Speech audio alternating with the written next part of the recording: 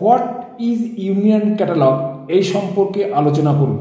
তাহলে what is union catalogue, এর বাংলা হচ্ছে সম্মিলিত ক্যাটালগ।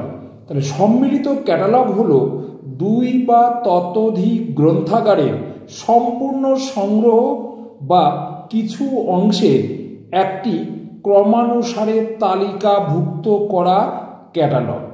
এটি গ্রন্থাগারের সংগ্রহ, যেমন গ্রন্থ, সাময়িকপত্র, পত্রপত্রিকা, ম্যাগাজিন, গবেষণামূলক সংগ্রহ ইত্যাদির বর্ণনা করে।